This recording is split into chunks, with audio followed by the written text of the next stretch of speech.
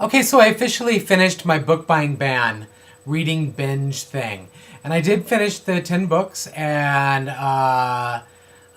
you know what? For the most part, I liked most of them. I decided I was going to do at least once a month, try to do a book recommendation show. I'm going to call it Book Show, Book Show. So when you see that, that's how you know I'm going to be recommending stuff. I'm not going to, I guess if you wanted to look really deep to see, what books I didn't like, because I don't plan on talking about them, I mean, you could go compare what the videos of what I said I was going to read versus what I recommended. But I mean, for the most part, I think that even the ones that I wouldn't recommend necessarily, I didn't hate. I mean, I didn't really hate any of them, actually. So, it's neither here nor there. But what I will tell you is that it kind of felt like an accomplishment to be able to get through it. And it really kind of bulked up my reading challenge, because I planned on doing like 24 books in a year. I was like, oh my God, it would be good if I could actually get 2 books done a month. But now I'm up to 21 books in 6 months. 6 months, 5 days. And I mean, that's big for me. That's a big jump. So I'm excited about it. Anyway, I ended up reading all of the books that I said I was going to read, with some minor changes. I did trade out a few. I did end up reading The Enemy by Charlie Higson, and what else? I think that's about it. I didn't get around to reading Shiver, which was going to be one of my cheats anyway, so I guess it didn't matter all that much.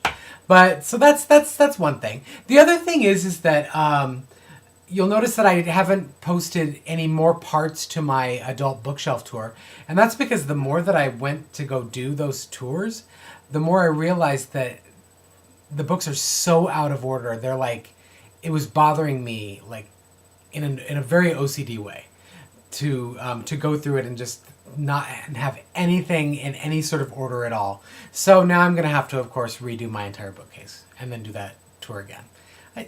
It's a never-ending process. It's why, and it's your fault. It's all your fault. I swear to God. Anyway, if nothing else, all of this reading has forced me to find my favorite bookmark, which is my Skull and Crossbones bookmark. And I've been burning through this thing. It's been smoking. I've been reading so fast. It's crazy. Anyway, so look forward to Book Show, which should be by the end of the week. I'm thinking I'm going to make that video. And then I thought I would talk about books that I plan on reading, because I think as long as I've got a plan, I can pretty much follow through with it. I've got a lot of ARCs on my Nook, which I don't know if I showed you that I have this. I got this skin for it, which is pretty cool. It's like a library thing. So I'm kind of excited. Anyway. But I have some ARCs on there that obviously I can only read on there, but I have pictures of those that I'll be reading. Let's go through it by month, though. Okay, so in July, I plan on reading, because I bitched so much about wanting to get this book, I better read it immediately, right? Which is Ransom Riggs, Miss Peregrine's Home for Peculiar Children. And if for no other reason to figure out what are these two doing. They're up to no good. They are. I just know it. I also plan on reading James Dashner's The Maze Runner, because I kind of want to make it a point to read some of my editor's work other than Caitlin Kittredge's The Iron Thorn, which actually is going to end up in my recommendation video titled Book Show.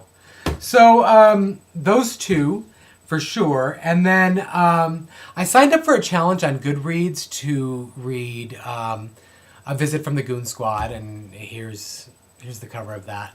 And it's by Jennifer Egan, and it's been really heavily awarded as one of the best books of the year.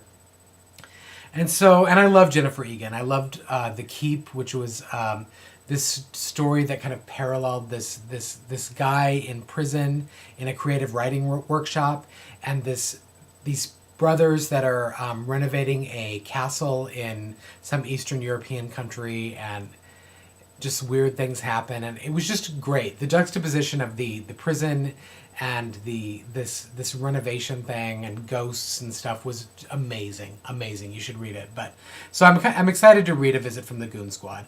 I also have every intention of reading Jesse Karp's Those That Wake, which sounds like a really kind of interesting dystopian futuristic novel involving memory and lots of loss. And it's set in New York, and the author's from New York, so I imagine it'll be very atmospheric, and I'll get sort of a city vibe from it. If that doesn't work out, I have a backup arc that I plan on reading, which is The Poisoned House by Michael Ford. So we'll see where that goes. I figure that if I border 5-6 books a month, that'll be really good, because I need to keep up a pace. If I can read 10 books in a month, then I can certainly read 5. I can read half that. But anyway, that brings us to,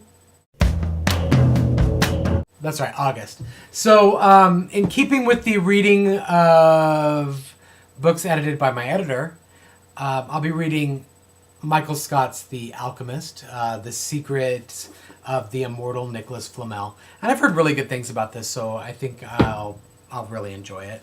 Also, you guys, particularly the BookTube community, has really sort of embraced this book, and it has a lot to do with Poe, and I'm not sure if it's even a paranormal book or if it's just sort of a contemporary romance with historical elements that I'm not sure. But it's Nevermore by Kelly Craig. So I'll be interested to read that and go from there. I also have a plan to read Domestic Violets by Matthew Norman, and there's the cover, which is a really cool cover, and it looks like it's going to be very funny, and so I'm excited to read that. I also need to read Tess Hilmo's With a Name Like Love. It's a middle grade murder mystery set in sort of the world of evangelism and tent revivals. It sounds really interesting, and I'll be interviewing her for the Apocalypses blog pretty soon. Or is it the class of 2K12? I get confused. I've joined so many blogging groups at this point, I can't keep them apart.